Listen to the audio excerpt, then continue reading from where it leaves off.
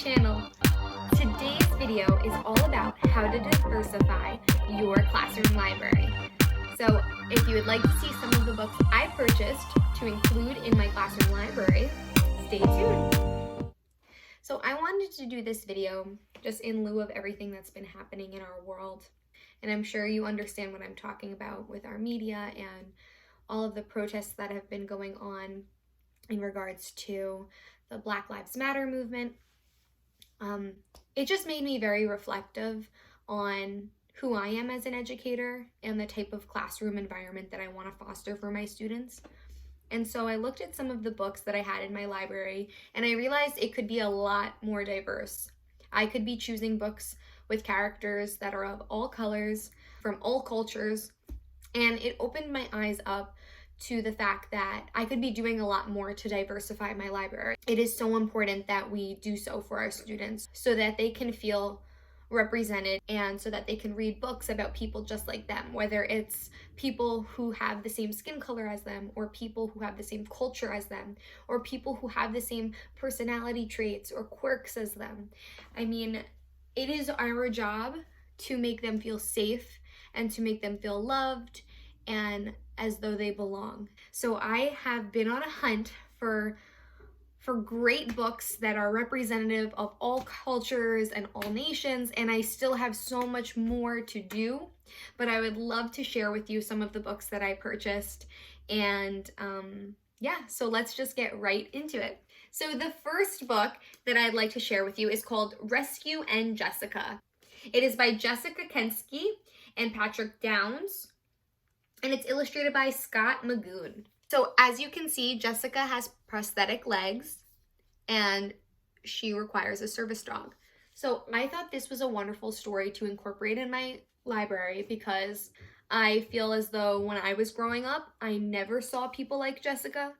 It just so happens I never ran into somebody like Jessica, but I can tell you now that I'm older, I see a lot of people without limbs, a lot of people that require service puppies and service dogs. I thought this was not only a good way to expose them to people like Jessica and open a dialogue about people like her, but also teach them the etiquette of how to treat a service dog. So I will be adding this to my library. The second book I got is called Frida Kahlo and Her Animalitos, and it's by Monica Brown, illustrated by John Para. Frida Kahlo happens to be one of my favorite artists.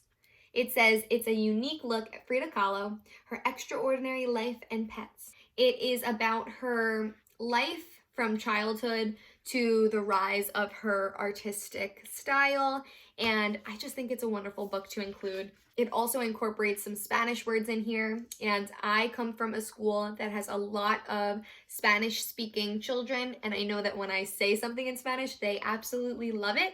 I am not the best. I am not by any means fluent, but they just love when I am able to say something to them in Spanish. So I feel like if I read this book to them, they will love it. Ooh, okay. So I'm so excited about this book. Absolutely so excited. I saw the movie, and I don't know about you. I don't know if you've seen the movie or your thoughts on it, but when I watched this movie, I was genuinely shocked that these four amazing women that happen to be African American did this. If you don't know, this is a true story about four Black women in this space race. So they were hired by NASA because they were brilliant, absolutely brilliant. And they worked with numbers and they plugged in different equations, and they basically, without them, we would have never gone to space. So I picked this up and I'm so excited. I'm so excited to read it. So, okay, another book that I got is called Ada Twist Scientist. And let me read the little bio. Why are there pointy things stuck to a rose? Why are there hairs up inside of your nose? Ada Twist's head is full of questions. Like her classmates, Iggy and Rosie, Ada has always been endlessly curious. But when her fact-finding missions and elaborate scientific experiments go too far, her frazzled parents banish her to the thinking chair. Will all that thinking change Ada's mind? So, I love this because especially for younger students. They are full of questions.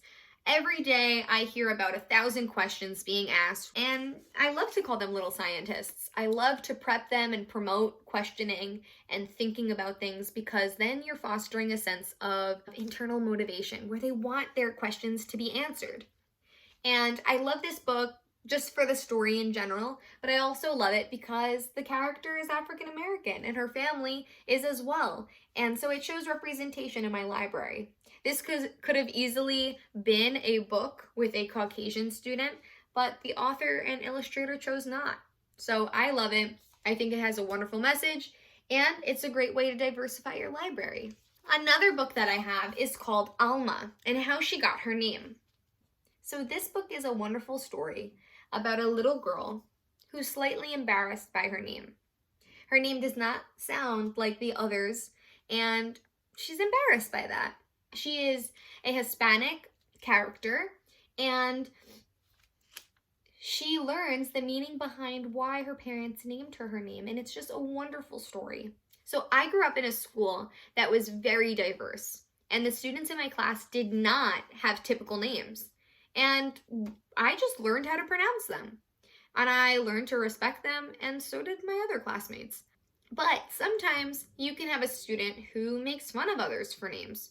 So I thought this was a wonderful book to read, because especially in the start of school, when you're getting to know your classmates, you want to make sure that everyone feels supported and everyone feels okay and safe in your classroom. And they should not feel embarrassed or upset about the name that they have. And I think that this would be paired with a great activity where you, as an educator, offer your students a chance to dive into where their parents got their name from.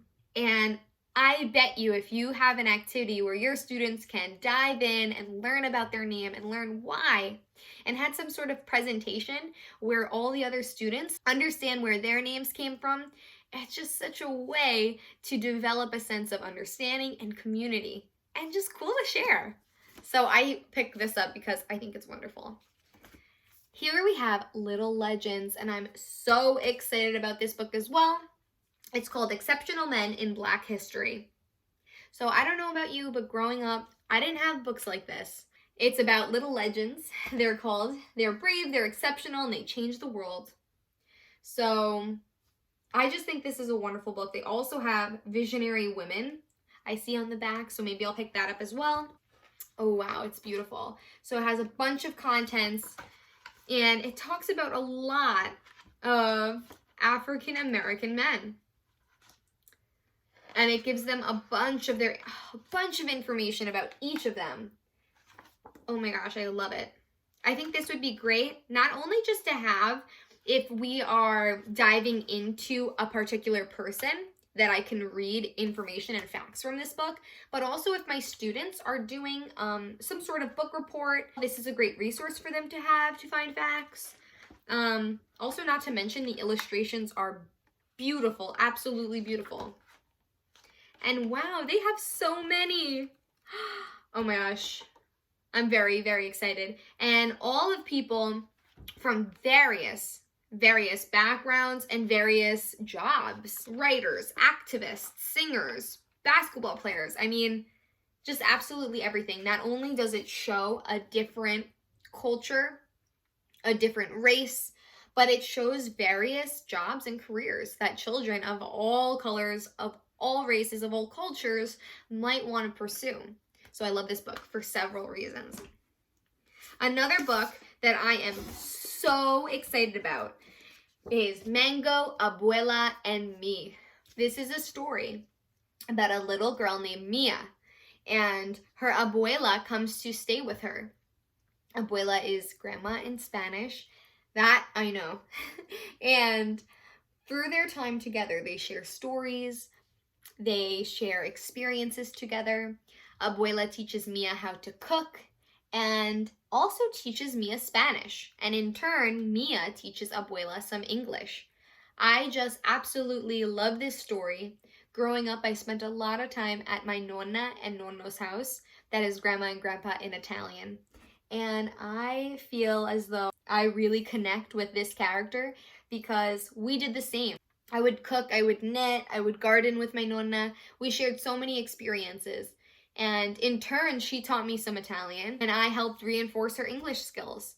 So I think students of any culture can really relate with this, especially if they spent a lot of time with their grandparents. It's just a wonderful story. So I'm very excited about this. And the last book that I want to share with you is called Here and Now. I don't know if you know this about me, but I have my degree in psychology. And so I would like to call myself a very huge supporter and advocate for mental health. I always try to engage my students in conversations about these topics because growing up, my teachers really did not talk about this very much. And once again, in order to promote a sense of community and a sense of security in our classrooms, we need to be having these conversations with our children for sure. So this story is called Here and Now, and it's a story about mindfulness once again. So it says, you may be reading a book while a phone is ringing. A baby is growing, and the earth is spinning in space, all at once. Even you are changing and growing in remarkable ways. This wise book from the award-winning creators of Windows shows readers how to appreciate the here and now and celebrate our ever-connected world. After all, new stories are unfolding all around us each and every day. I really appreciate how that author wrote that because it's true. We are super connected right now. More so in ways of technology than through means of our hearts. But I think that what this book tries to do, it tries to open its readers' awareness to the idea that we can connect with our world in a lot of different ways. And one way is just by taking in what is around us.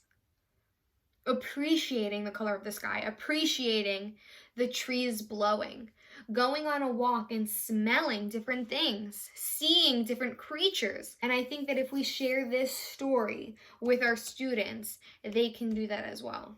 They can learn to be more mindful and listen more to the natural world, which will instill a sense of calmness and just promote such a healthy mental mindset.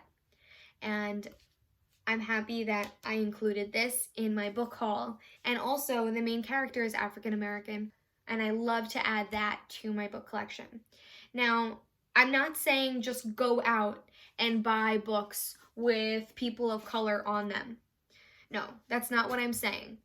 I'm saying you need to do your research as an educator. Your job to provide your students with stories that they probably would never have heard of. So I think it's important that you do your research. I think it's important that you listen to the overall message behind these stories. I love the message of these stories. And listen, I'm sure there are tons of other books that can get across the same message. But I love these because they're diverse. And I already have a ton of books with Caucasian characters. I do. So why wouldn't I invest my money on books that incorporate people of color? And I think that's my main goal today, was to just show you how possible this is and how important it is. Like I said, it's our job to include these books for our students, to expose them to it. If they're not being exposed to these stories at home, at least we know we're doing our share when they're in our classrooms. So I hope you loved this video. I'm going to try to do a lot more because I realize I don't have very many books at all about people from Asia or those who are of Indian descent. And I need to do better to find books with those characters. Like I said, these were just the ones that I picked up firsthand, but I'm going to be doing more research, and I encourage you all to do that as well. You have the opportunity to diversify your classroom library, and it starts with you. And in doing so, you will create such a sense of community, such a sense of security and acceptedness that your students will love you for, and just grow up to be such wonderful human beings because of that. So I hope you enjoyed this video. If you did, please consider subscribing if you haven't already, and be sure to give it a thumbs up. And let me know in the comments below if you'd like to see something like this again as I collect more and more books for my library. Alrighty, friends, I'll see you next time. Bye!